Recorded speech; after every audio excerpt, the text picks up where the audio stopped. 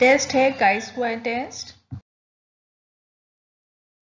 Pearson ने chi square test को introduce किया था क्या फाइंड आउट करने के लिए कि कुछ सेट ऑफ ऑब्जर्व फ्रीक्वेंसीज किस तरीके से डिफरेंट हैं जो हमारा अज्यूम्ड फ्रीक्वेंसी डिस्ट्रीब्यूशन है। ये डिपेंडेंट है किस पे? फ्रीक्वेंसी डेटा पे। ये एक तरीके का नॉन पैरामीट्रिक टेस्ट है। जो हमारे Z टेस्ट और T टेस्ट थे वो पैरामीट्रिक टेस्ट थे जो कि बेस्ड हैं किस पे? पॉपुलेशन पैरामीटर्स पे, like mean and standard deviation. लेकिन ये जो टेस्ट है काई स्क्वायर टेस्ट, ये हमारा पॉपुलेशन पैरामीटर्स पे डिपेंडेंट नहीं है, ये फ्रीक्वेंसी ऑफ अकरेंस पे डिपेंडेंट है। कोई भी इवेंट कितनी फ्रीक्वेंसी में अकर हो रहा है उस पे डिपेंडेंट है हमारा काई स्क्वायर टेस्ट। स्क्वायर को सिंबॉलिकली देखिए यहाँ पर इस तरीके से रिप्रेजेंट करते हैं। अब ये एक तरीके का राइट टेल्ड टेस्ट है। इसमें सारी वैल्यूज पॉजिटिव होती हैं, जैसे कि Z टेस्ट और T टेस्ट में था half of the values negative भी होती हैं, लेकिन इसमें सारी वैल्यूज पॉजिटिव हैं और ये राइट टेल्ड टेस्ट है।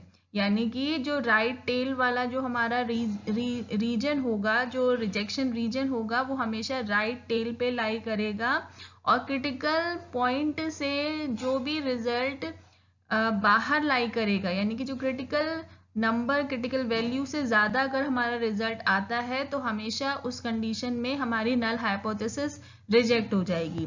तो काई स्क्वायर टेस्ट एक तरीके से राइट टेल टेस्ट है। कंडीशंस होंगी काई स्क्वायर के लिए, रैंडम बेसिस पे हमारा सैंपल कलेक्ट किया जाएगा, ऑब्जर्वेशंस लिए जाएंगे, सारे जो आइटम्स हैं, जो भी एलिमेंट्स हैं सैंपल के अंदर वो इंडिपेंडेंट है। इंडिपेंडेंट का मतलब क्या है? एक इवेंट का होना, एक एलिमेंट का अकर होना दूसरे एलिमेंट के अकर होने पे कोई भी डिफरेंस नहीं डालेगा। No group should contain very few items. कोई भी ग्रुप जो भी हम कंसिडर करेंगे उसमें लेस देन 10 आइटम्स नहीं होने चाहिए। ठीक है, कुछ स्टैटिस्टिशियंस हमारे 5 भी बोलते हैं, लेकिन जो बेटर वे है वो 10 नंबर हमारा ऐसा है कि उससे नहीं कम नहीं होना चाहिए। और जो टोटल नंबर ऑफ आइटम्स हैं वो 50 से लार्ज होनी चाहिए, यानी कि आपका जो पॉपुलेशन साइज है वो एटलीस्ट 50 का होना चाहिए काई स्क्वायर के केस में। एक नॉन पैरामीट्रिक टेस्ट है, इसको test of goodness of fit के लिए चेक करने के लिए यूज करते हैं, टेस्ट ऑफ इंडिपेंडेंस के लिए चेक करते हैं। काई स्क्वायर का यहाँ पे फॉर्मूला देख लीजिए, chi square is equal to sigma O minus E whole square divided by E. ठीक है, अब ये क्या क्या है, ओ क्या है, ई क्या है, ये सारी चीजें हम आगे देखेंगे। Chi square is equal to sigma O minus E whole square divided by E. तो O यहाँ पे ऑब्जर्व फ्रीक्वेंसी है और E यहाँ पर एक्सपेक्टेड फ्रीक्वेंसी है। अब एक्सपेक्टेड फ्रीक्वेंसी क्या है और ऑब्जर्व फ्रीक्वेंसी क्या है? आपने कोई भी, मान लीजिए एक डाइस आपने उछाला, ठीक है, तो 6 बार उछाला, तो उसमें हर एक नंबर कितनी बार आ रहा है, यानी कि एक पर्टिकुलर नंबर, जैसे मान लीजिए 6 कितनी बार आएगा? अगर आप 6 बार किसी डाइस को उछाल रहे हैं, टॉस कर रहे हैं, तो वो ऑब्जर्व फ्रीक्वेंसी होगी, यानी कि आपने एक्सपेरिमेंट किया, 6 टाइम्स आपने उस डाइस को टॉस किया, तो 6 नंबर कितनी बार आ रहा है वो ऑब्जर्वेशन के थ्रू, उस एक्सपेरिमेंट के बाद आपको पता चला, वो ऑब्जर्व फ्रीक्वेंसी होगी। कितनी फ्रीक्वेंसी में 6 आया। ठीक है, अब एक्सपेक्टेड फ्रीक्वेंसी क्या होगी? बिना डाइस उछाले ही जब आप पहले से एक्सपेक्टेशन रख रहे हो कि 6 नंबर कितनी बार आ सकता है, उसके आने की जो प्रोबेबिलिटी आप एक्सपेक्ट कर रहे हो, ठीक है, तो 1/6 एक्सपेक्टेड प्रोबेबिलिटी वहां पर होगी 6 आने की। तो जो पहले से ही आप अज्यूम करके चल रहे हो कि इतनी फ्रीक्वेंसी में ये पर्टिकुलर इवेंट अकर हो सकता है, वो एक्सपेक्टेड फ्रीक्वेंसी होती है। ठीक है, तो O minus E whole square divided by E, इसका summation is termed as our chi square. ठीक है, जो हमें वैल्यू कैलकुलेट करनी होगी अपने एक्सपेरिमेंट से अपने ऑब्जर्वेशंस के बाद वो ये वैल्यू हमें कैलकुलेट करनी होगी काई स्क्वायर की क्या वैल्यू है, O minus E whole square divided by E इसका समेशन।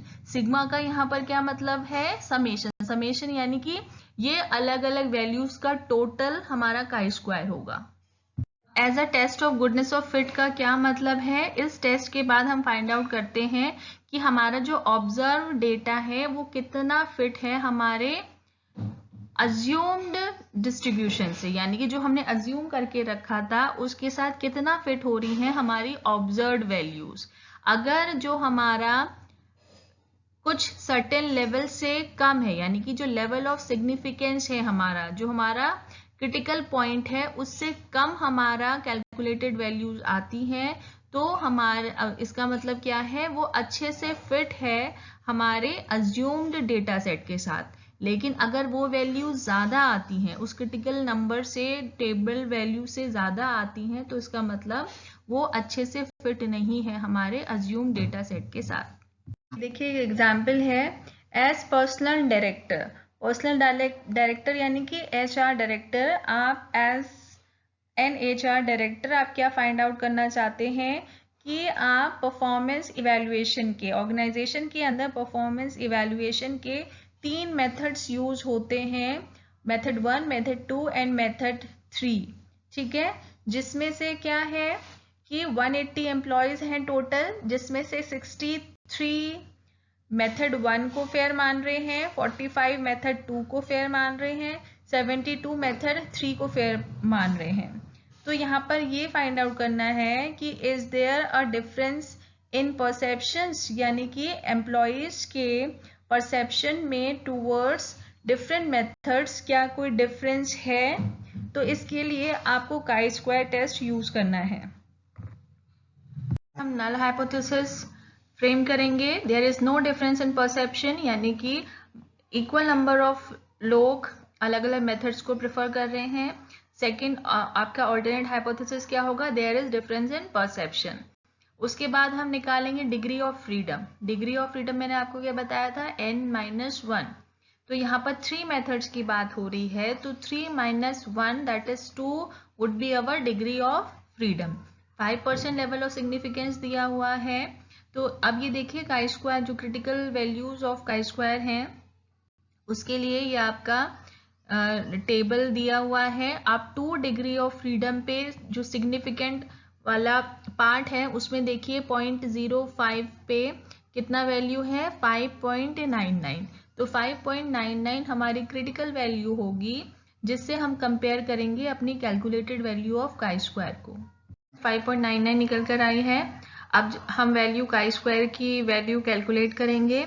जो हमारी ऑब्जर्व फ्रिक्वेंसी है different methods of performance evaluation की, वो है 63 मेथड 1 के लिए, मेथड 2 के लिए 45, मेथड 3 के लिए 72। अब क्योंकि हम ये मानकर चल रहे हैं कि परसेप्शन में कोई भी डिफरेंस नहीं है, यानी कि 180 में से equal number of employees he method 1 को प्रेफर कर रहे हैं और इक्वल नंबर ही मेथड 2 और मेथड 3 को। तो 60 में से 180 में से 60 मेथड 1, 60 मेथड 2 और 60 मेथड 3। तो ये हमारी एक्सपेक्टेड फ्रीक्वेंसीज हो जाएंगी। अब तीनों के लिए ही हम O माइनस ई निकालेंगे, that is observe frequency minus expected frequency. अब इन तीनों का हम स्क्वायर कर देंगे और उसके बाद इन जो O minus E whole square निकल कर आया है उसको डिवाइड करेंगे एक्सपेक्टेड फ्रीक्वेंसी से। तो तीनों ही मेथड्स के लिए हमने O minus E whole square divided by E निकाला और फिर इनका टोटल कर लिया, जो कि आया हमारा 6.3।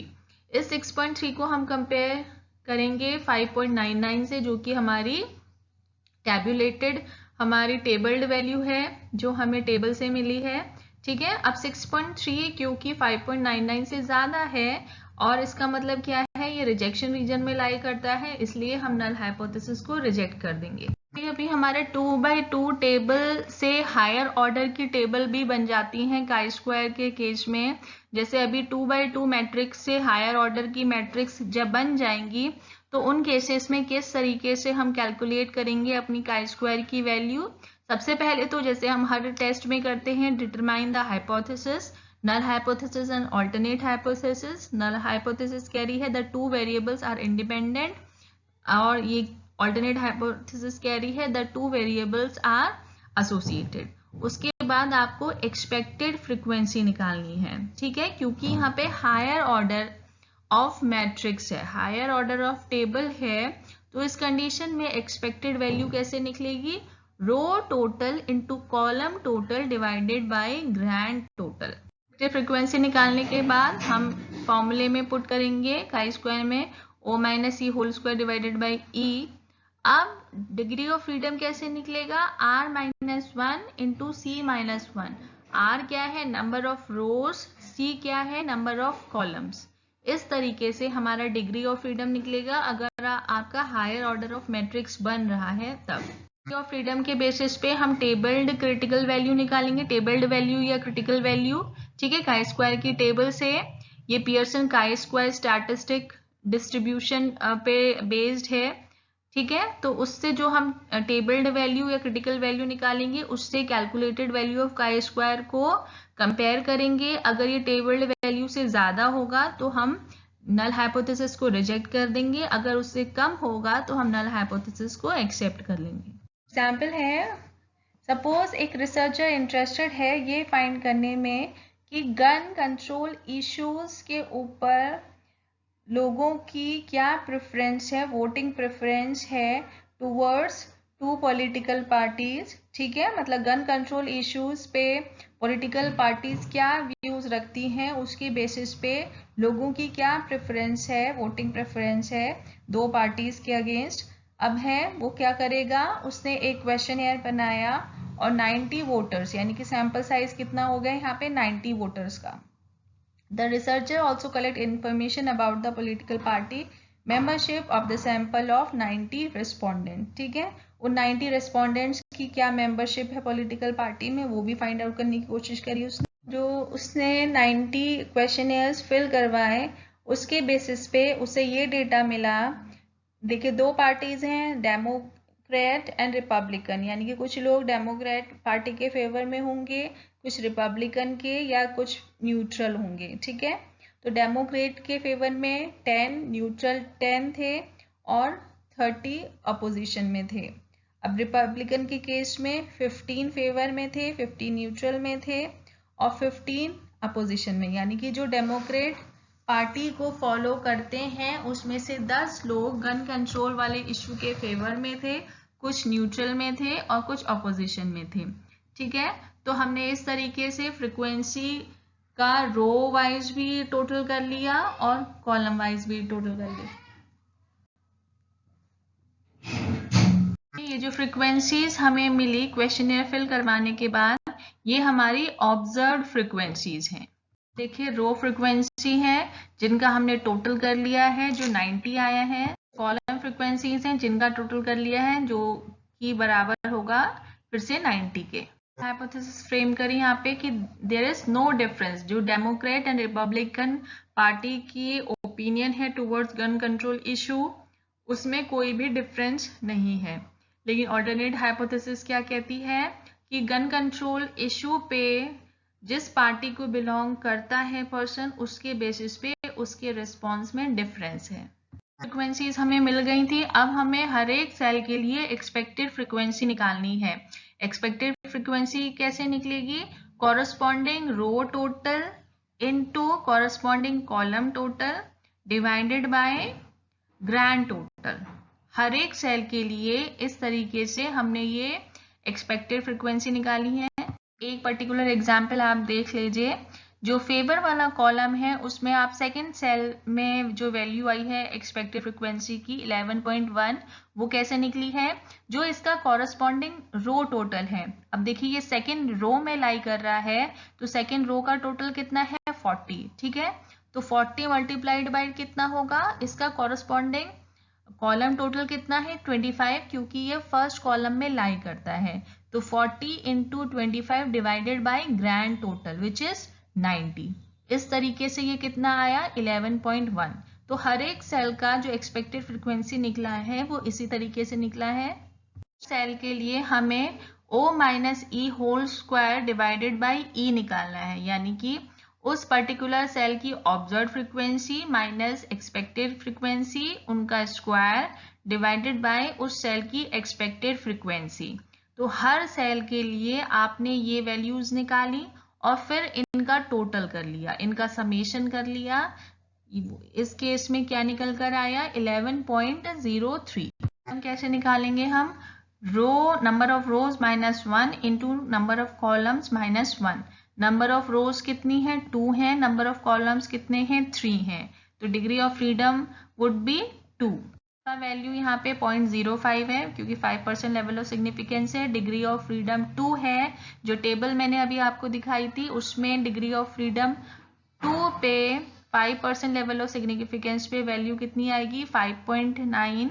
ठीक है, अब हम कंपेयर करेंगे 11.03 को 5.9 से, तो दैट मीन्स ये एक्सीड कर रहा है, यानी कि ये किस पे आएगा, हमारा रिजेक्शन रीजन पे आएगा, इसलिए हम नल हाइपोथेसिस को रिजेक्ट कर देंगे। Okay, what is chi-square test? What are the steps to implement chi-square test?